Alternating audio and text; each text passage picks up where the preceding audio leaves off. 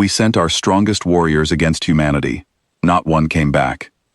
My name is Yethrak. I am the last surviving member of the Dominion War Council. Everyone else who sat at that table with me is gone. Not dead, but unable to speak about what happened. Some have gone quiet from shame. Some from something that, in our language, has no exact word, but in the human tongue is called grief. I am speaking now because someone must. The archives deserve the truth, and the truth is simple, even if it is not easy.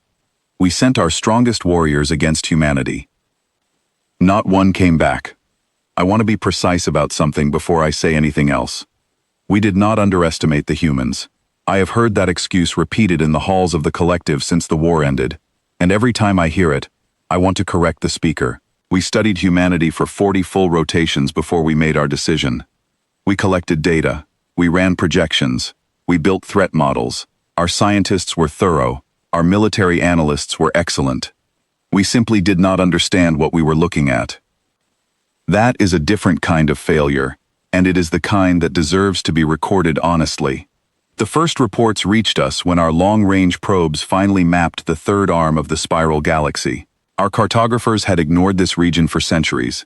It was messy, loud with electromagnetic noise, unstable in ways that made precise mapping frustrating. We had other priorities. The noise, we eventually discovered, was a civilization.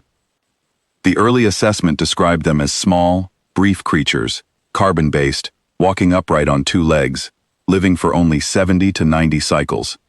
Their civilization was roughly 10,000 years old by fossil evidence, but their space travel had only begun 200 years before we found them. They had developed weapons capable of ending their own world and had somehow chosen, mostly, not to use them on each other. The Council read this and felt nothing that resembled concern.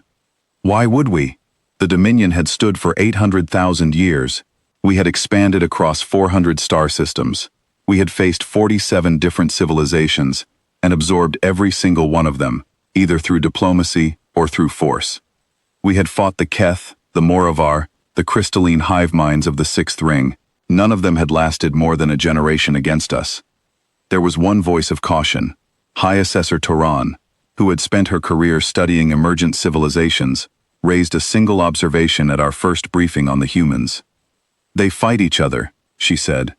Constantly, not just over resources, over ideas. Councillor Vetharan dismissed this immediately. Then they are primitive, he said. We moved on to other business. I have thought about that moment many times since then. Toran was not warning us about something dangerous in what she observed. She was pointing at something she did not yet have words for. Something that would only become clear later, after everything had already happened. The first real contact was an accident. A Dominion survey ship called the Unbroken Purpose dropped out of warp inside human-claimed space because of a navigational error. The captain followed standard protocol immediately. Cloak the ship, hold position, wait for a safe moment to jump out. The cloak engaged in 0.8 seconds. The ship disappeared from all standard sensors. In the 4 minutes that followed, the humans detected the electromagnetic signature of the cloaking event itself. Not the ship, but the act of hiding. They launched 3 interceptor aircraft from the planet below. They redirected a deep space telescope to observe the region. And a private individual, sitting in a home observatory on the surface of the planet, began transmitting structured mathematical signals in the direction of the empty space where our ship was hiding. Not a threat, not a distress call, a greeting. The Unbroken Purpose jumped out successfully. No shots were fired, no lives were lost. But the captain's report reached the War Council with a note attached that said something our models had not predicted. The humans had responded to an invisible threat with curiosity before they responded with defense. We debated this for 11 cycles. Toran argued that it showed remarkable adaptability. Vetharan said it showed desperation. War Sovereign Dreketh, our greatest military commander, said it showed nothing useful and recommended conquest before the humans had more time to develop. Dreketh had pacified the Moravar in 6 weeks. I voted with him. We did not send a small force. I want the record to be absolutely clear about this. The Dominion dispatched 12,000 of its finest soldiers. Leading them were the Vaketh, warriors standing 7 feet tall, built by thousands of years of evolution and careful genetic refinement for exactly one purpose. Their bones were a calcium-titanium hybrid. Their nervous systems were designed to delay pain signals by 4 full seconds. They had never lost a ground engagement in 6,000 years of recorded Dominion military history. We also sent the orbital siege masters, who had broken through the shell cities of Rengavar Prime in 11 days.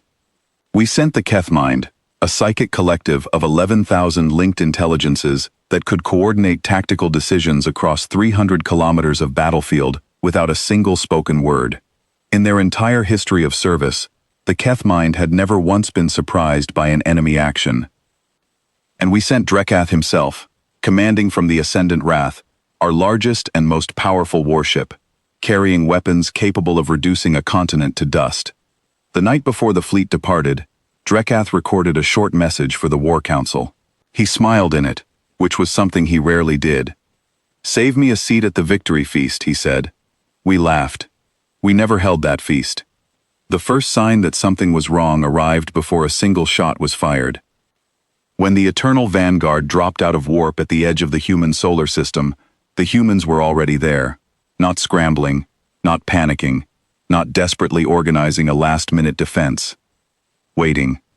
Their fleet was smaller than our projections had suggested, 41 warships compared to our several hundred, but the arrangement made no sense by any tactical model we had. Instead of grouping together near their home planet, they had spread themselves thin across the entire solar system, using every moon, every large asteroid, every gravitational shadow as cover. Mames. Drekath read this as a sign of desperation. He ordered a compression assault, drive straight through the spread formation with concentrated force, destroy the center before the outlying ships could respond. The outlying ships did not need to respond.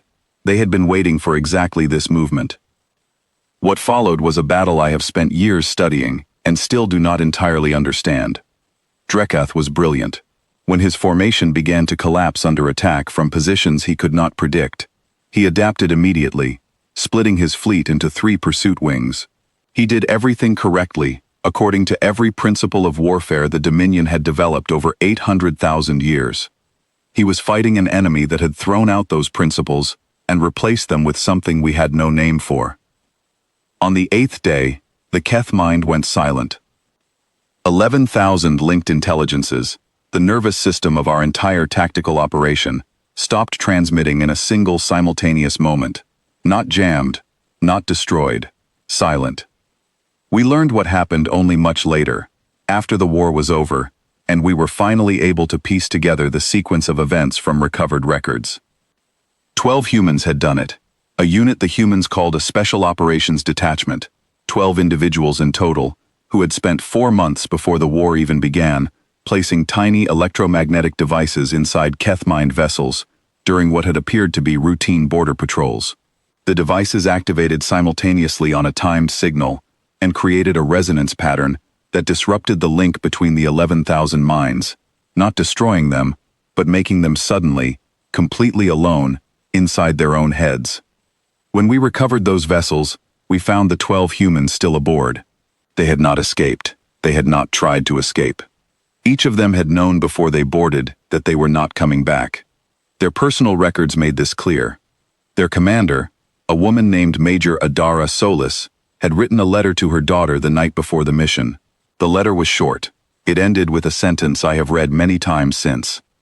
She wrote, "Some things are worth the cost. I am a military commander. I have sent soldiers into danger. I understand sacrifice." But there was something in those words, and in the quiet certainty with which 12 people had boarded enemy ships, knowing they would not leave them, that told me something our threat assessment had never captured.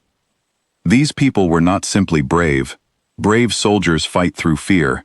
These 12 had looked at the mathematics of the situation, decided that the outcome mattered more than their lives, and had proceeded without apparent conflict. They had done the most frightening thing an enemy can do.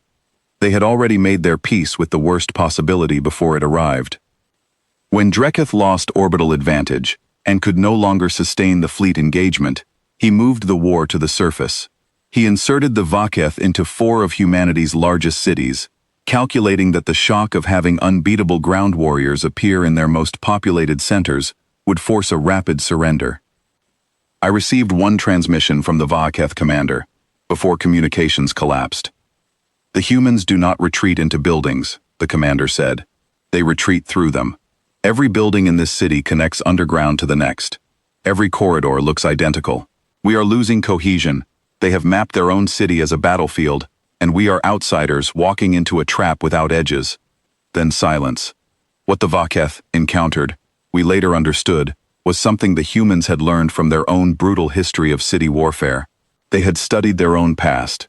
Campaigns fought in the rubble of places they called Stalingrad and Fallujah and Hue City, and had decided, as a population, that if war ever came to their streets, they would not be the side that lost, not the soldiers, the people. Ordinary men and women who had spent months before the invasion moving supplies underground, sealing corridors, creating paths through their cities that only they knew, preparing for exactly the scenario they were now inside. The Vaketh, who had never lost in 6,000 years, were gone in 30 days. Dreketh's final act was to threaten the destruction of 3 human cities unless their defending forces surrendered immediately. He gave them 48 hours. They evacuated those cities in 47. Not completely. They said so openly. They did not pretend to have moved everyone. But they moved enough that when Dreketh carried out his threat, and he did carry it out, because he was a commander who meant what he said, the result was both catastrophic and somehow insufficient. The humans lost millions of people, and then they kept fighting. This was the thing our models had no framework for. Every civilization we had ever engaged with had a breaking point, a threshold where the cost became too high and survival required surrender. We could always find it. We had found it 47 times. We could not find humanity's. Dreketh fired 3 times. Each time, the human military response grew more intense, not less. New weapons appeared. Previously uninvolved populations joined the defense. It was as if loss did not drain them, but instead ignited something that had been waiting beneath the surface. Dreketh's final transmission reached us on the 47th day of the campaign. It cut off mid-sentence. We never heard from him again. For 42 days after that, the War Council sat in silence. No messages from the front. No distress signals. No news of any kind. I sent 3 reconnaissance drones into the system. The first 2 vanished, without sending back a single piece of data. The third returned. The Ascendant Wrath, our most powerful warship, the ship that had never once been threatened in 3 centuries of service, was sitting on the surface of the planet. Our Keth-mined vessels had been boarded. Human scientists were walking calmly through the corridors of our own technology, taking notes. They were not celebrating. There were no visible signs of victory parties or ceremonies. They were simply working, cataloging what they had captured with the same quiet efficiency that a person uses when completing a task they have been planning for some time. 3 days later, a transmission arrived. It was addressed to the Dominion War Council. It was addressed to me, by name, which we should not have been able to know, and yet they did. The speaker was an older human woman in a plain civilian garment. She introduced herself only as a representative of Earth's Unified Defense Council. Her voice was calm. She did not raise it once. She said that they had our soldiers, all of them, and that the living ones were being treated well. She said they were prepared to return everyone, living and dead, under one condition: leave. Leave the system, leave the surrounding sector, leave every installation within 40 light-years of their border. The coordinates of which, she said, they were transmitting alongside the message because they already knew exactly where those installations were. Then she said something that I have never been able to stop thinking about. She said that if we agreed, the war ended that day, that they had no interest in our territory, our resources, or our empire, that they simply wanted to be left alone, that if we sent anything into their space again, they would take that as their answer, and they would not fight a defensive war. They would come to us. She gave us 48 hours. The council chamber was very quiet after the transmission ended.